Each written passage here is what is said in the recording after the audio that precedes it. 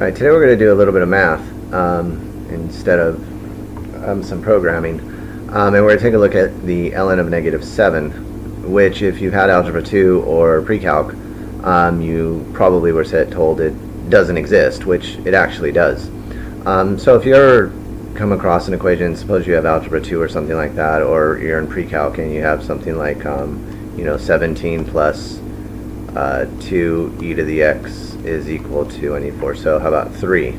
So if you have this equation right here, you would subtract 17 from both sides, so you get 2e to the x is equal to -14, and you could take the ln of both sides here, or you probably divided both sides by 2, so if you divided both sides by 2, you got e to the x equals -7, and of course you take the ln of both sides, and when you go to your calculator, you get domain error or something like that. So when you apply, but back to this for just a second, when you apply the power rule, you get x ln of e is equal to the ln of -7, and as you know, the ln of e is exactly 1, so you end up with just the ln of -7, so this right here is exactly 1.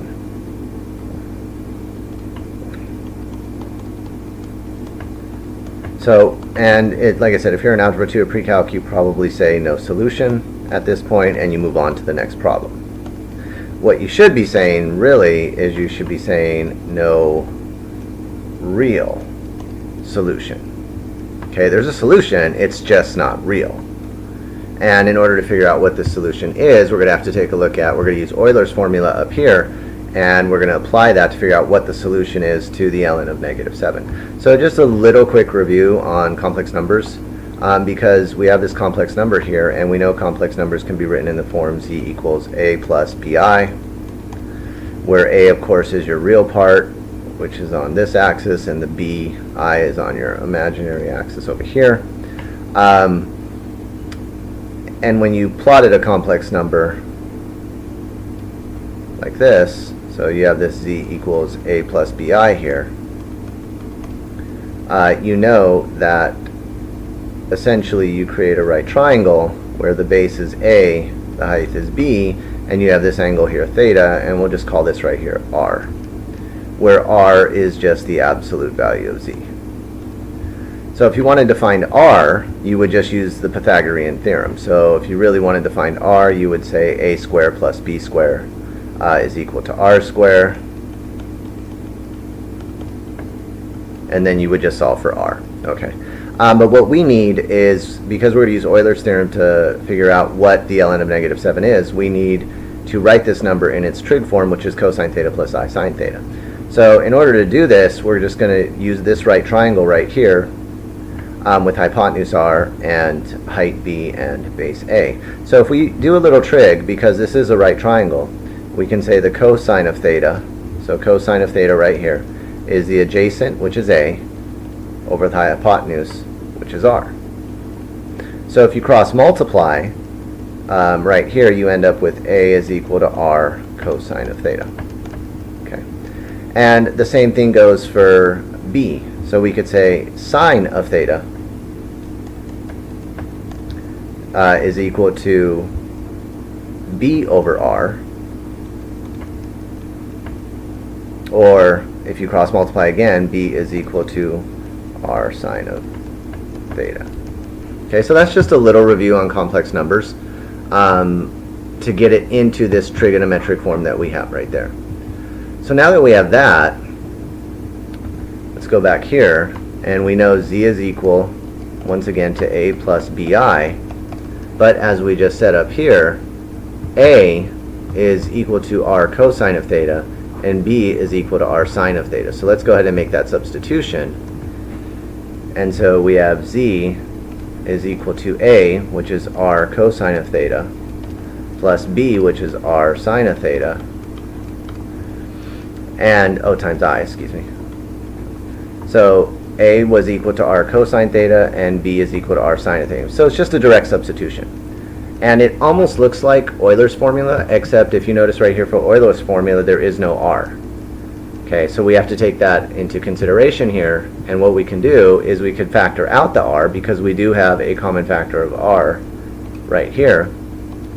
So we could say z is equal to r, because we factored that out, cosine theta plus I sine of theta. And now this right here, that is e to the I theta.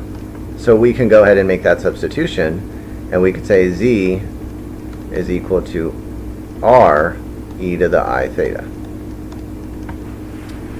So there's a couple things we need. We need r, and we need theta to figure out what this is.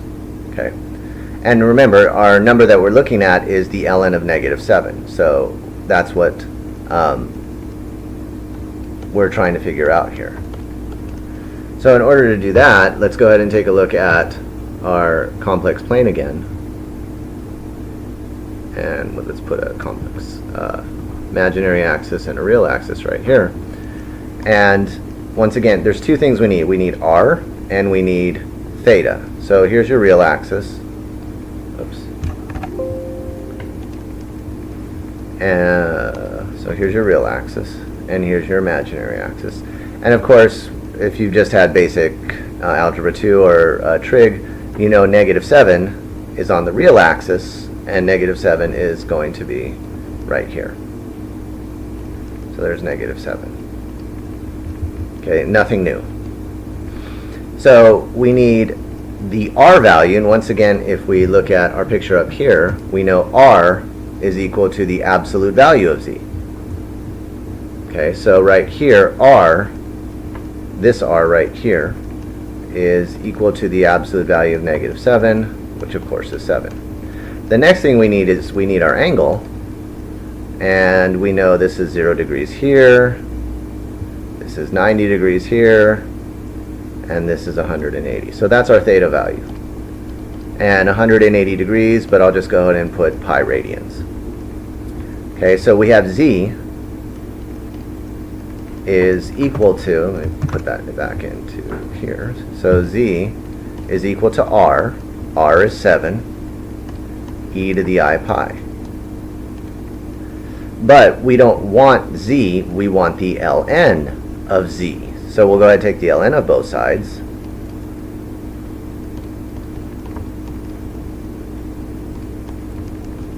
And we know that because this is a product, 7 times e to the pi I, we can go ahead and apply the product rule. So the ln of z, and z in this case is just our negative 7, is going to be equal to the ln of 7 plus the ln of e to the pi I. And lastly, we can go ahead and apply the power rule here, and we can say that the ln of z, once again the ln of z, z being negative 7, is equal to the ln of 7 plus, we can go ahead and apply the power rule here, so pi I times the ln of e, and as you know, the ln of e is exactly 1. Oops, not that, right here. So the ln of negative 7 is equal to the ln of 7. It's a terrible looking 7. Once again, my penmanship isn't going to get any better. Plus pi I. And there's your answer. So the ln of negative 7 is equal to the ln of 7 plus pi I. Now you can generalize this. This generalizes really easy for any negative number, because whether this is negative 7 or negative 10 or negative 1 million or negative whatever, the only thing that's going to change is the r value. So if you have negative 100 or negative 50 or negative 47.6, theta is always going to be 180 degrees. So for any value less than 0, we could generalize this really quick. If a is some negative number, then the ln of a